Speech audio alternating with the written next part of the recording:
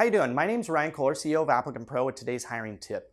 So I've been traveling around the country. Last couple of weeks ago, I was at National SHRM and I hear a reoccurring theme. Unemployment rates are very, very low. And it's causing a lot of pain for HR teams and companies where they feel like they're not getting enough applicants because of unemployment rate. Now, certainly unemployment is low, and in theory, that may decrease the number of active job seekers who are unemployed in the market. But I'll be honest, most of the people I talk to don't hire people who are unemployed right now anyway. So today I'm going to give you my 4 tips to how to hire when unemployment is low, because definitely it is a bit different situation. So number 1 is something we'll call limiting belief. And this is probably the most important thing to accomplish, which is changing your mindset to actually believe that you can make an impact.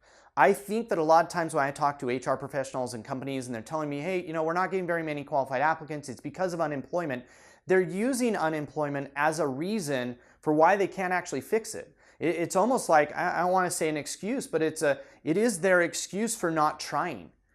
They don't believe that they have the ability to impact the number of people applying for their jobs outside of posting to another job board. And if they've already got their jobs on all those job boards, then they kind of put their hands up in the air and say, look, there's nothing I can do. Unemployment is the reason or the excuse for why we can't get enough applicants. And so step number 1 is you've got to kill that limiting belief.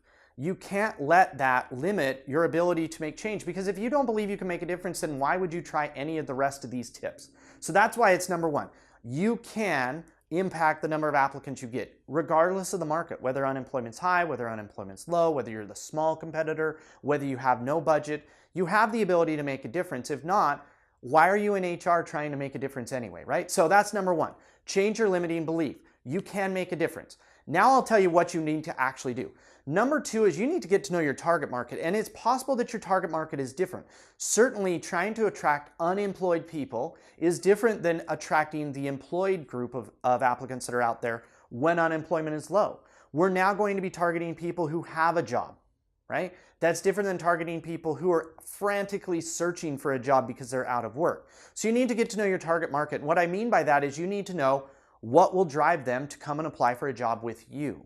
So it's a little bit different. If I'm writing, or if I'm positioning my job or writing a job ad or engaging them, it's a little bit different when I'm talking to somebody who's frantically looking because they need to pay their bills this month versus somebody who has a job. They might actually be comfortable. We need to help them take a risk of coming and interviewing with us and potentially convince them to leave where they work right now. So get to know your target audience. Specifically, what you're trying to figure out is, what are the things you can say about your job that will motivate them to want to leave where they're at right now?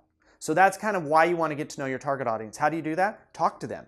Go talk to your own employees. Go look at their LinkedIn profiles, engage them in networking events, but talk to your potential target audience and say, what is it that would make you want to leave where you're at today? Once I know that, I can go to step number 3, which is write a better job ad. Now, we have videos on how to write better job ads and how to write killer job ads, and you're welcome to go and watch those videos, but this is very specific. I need to write a job ad that is focused on convincing somebody who has a job today and is comfortable that now is the time for them to switch jobs. Now is the time for them to upgrade, because as companies, we're harder up for talent. There's the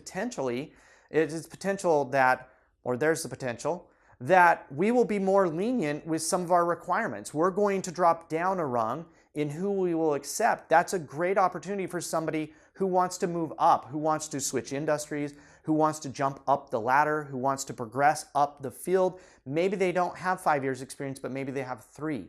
As the unemployment rate comes down, you're going to have to relax your standards or your requirements.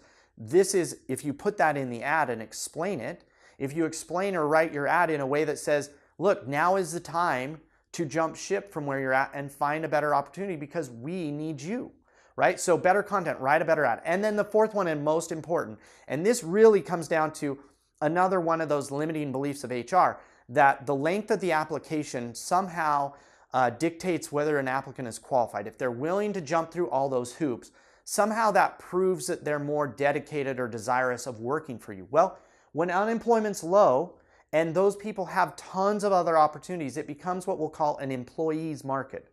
It used to be an employer's market, meaning employers could act like they had the great opportunity and they could force people to jump through hoops.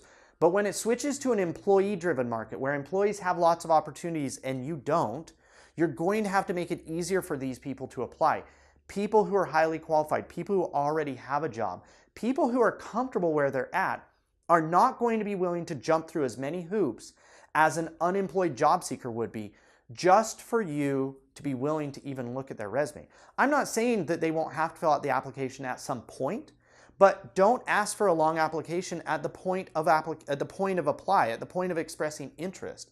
Shorten up that, break it in half, make it a short app up front. This is especially important when you're targeting highly sought after talent in a very tight labor market. You're going to have to make it easier. So just to recap, our 4 steps. Number 1, you have to break your limiting beliefs. You have to believe that you can make a difference, because otherwise you won't try anything else that I'm going to provide for you.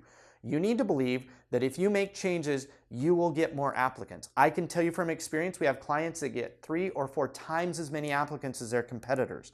They're all experiencing the same low unemployment, but the ones that are taking proactive steps to drive results instead of giving up are reaping the rewards of it. So you've got to break your limiting belief. You have to believe that changing things will actually produce results.